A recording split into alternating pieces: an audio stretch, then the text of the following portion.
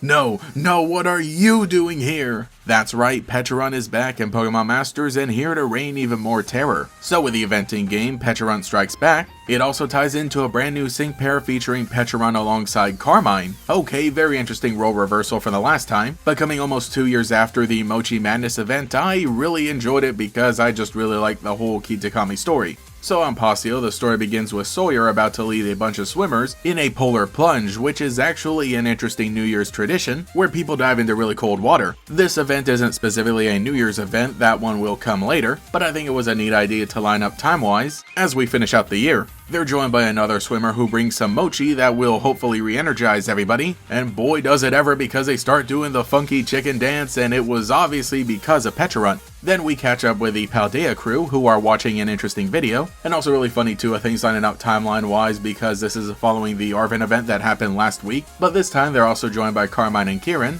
completing the Scarlet and Violet group of friends. So they watch a video and even though we can't really see it on the graphics of this game, it seems to depict a bunch of people doing the weird dance, so with all of these characters knowing firsthand the terror of Pecharunt, they're able to suss it out as a culprit, and they're really motivated to stop it this time around, because last time it was able to take over an entire village in Kitakami, but now on Pasio it has the potential to take over a bunch of really strong trainers who have all come together. So yeah, they really should stop it, and Carmine is especially motivated to stop it because it had embarrassed her, and that's just the type of person she is. So I think it is really funny, and it honestly makes a good matchup between these two characters, because Pecharunt is a Pokemon that is basically a bully, or at least one that controls others to protect itself by potentially hurting others, but itself is actually a really cowardly Pokemon. And meanwhile, Carmine is kind of an outward bully as well, even though she has a soft side. So I'm just saying that out of all characters, I think that she fits the best, especially because she is a Kitakami native. Then they overhear Akari and Lucas, who have also gotten word of the Pokemon, and Akari has her own weird little motivations, because when she finds out that the Pokemon is actually using Mochi for evil, she's completely on board with the rest of the team. And I gotta say that is some funny motivation, as we know everybody loves Benny's potato mochi in Jubilee Village, so that was a funny little connection. Though I really wish that we would have had Benny in the game by now, because that would have been a good matchup. Maybe not necessarily using him as a person to capture Pecharunt, but I might have at least liked him involved in some way, though for the moment Akari is exactly the person we need, because when they need to devise a plan to stop Pecharunt, while not getting close and being careful not to hurt the people it's controlling, she proposes that they create some bombs to throw at the people in order to calm them down, and get close to Pecharunt in order to stop it. Yet again, another really interesting little connection, as we're seeing Kitakami connect even more so to Hisui. Maybe not necessarily directly like we would see in the main series, but thematically at least. So they show up to the beach where Pecharunt has all the buff people under control, though honestly smart for it to do because it is such a little guy. That is something that we know about it before, is that it controls bigger Pokemon normally, like Okidogi, because if you're a little wimp, the best thing you can do is get a bunch of buff people to follow you around. But anyway, back to the story. They're on the beach, and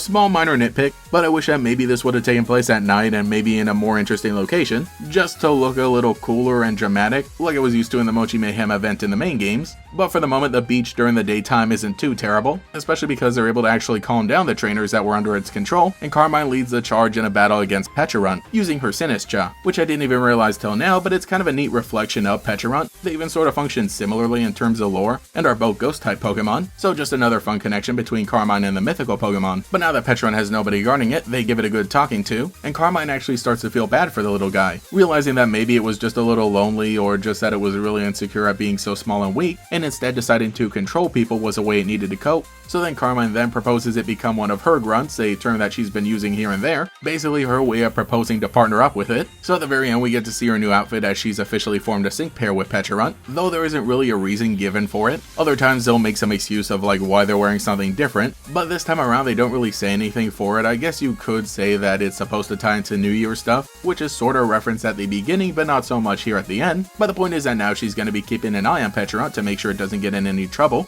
and that is the end of the story, finally bringing everything all together and giving Carmine her revenge against the Pokemon that made her dance all funny. But also interesting in her sync pair story, we catch up with Carmine as she's getting some information on Pecharunt from Penny, who apparently was able to dig it up online. I guess she watched the YouTube video that Pokemon uploaded, which itself was really interesting. I remember when that came out and it basically gave the backstory of Pecharunt, and in a way maybe not necessarily justified it, but at least gave it a bit of a backstory, being that it really just wanted validation from the old couple and all the Pokemon that it thought were its friends, but in reality the Mochi that it fed them in the first place was what brought out their greedy desires and caused the problems in the first place. So over in Pokemon Masters, they're reiterating that story, sort of giving the cliff notes of it. But another very interesting thing that Carmine brings up is that apparently we shouldn't trust everything we hear in every legend, taken from the story that was passed down about Ogerpon, which turned out to not be the truth. You know, the whole thing about the Loyal 3 actually being the good guys and Ogerpon being the bad guys when it was the reverse. So I'm not really sure what to make of this, whether it's meant to validate the story of that video, or if it's meant to say that that is just one legend and the actual story of Pecharunt and whatever happened is a mystery.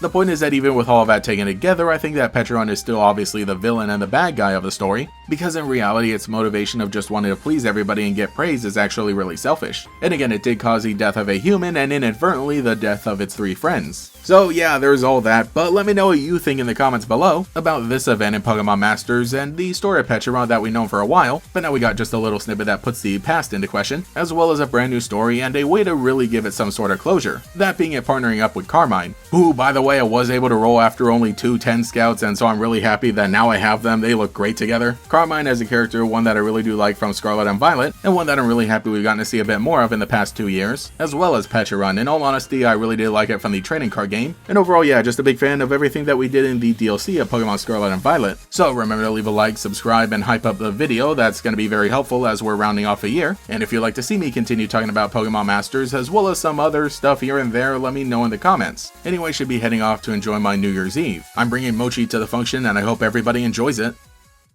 Thank you to every channel member for your continued support, including the Great Gators, Alex with Shiny Hunts, KoiKoi13, Cemetery Hill, Cheez-It62, GatorKid509, TF, Mathiclog947, Taijirai, Phantom, and Quago. If you'd like to support, see your name here, get access to emotes for comments, live streams, sometimes early videos, join a member's Discord, and listen to the podcast as it comes out, you can become a channel member today. You can also follow me on Twitter and Blue Sky as well for more memes. Anyway, this is GatorX, and I will catch you all later.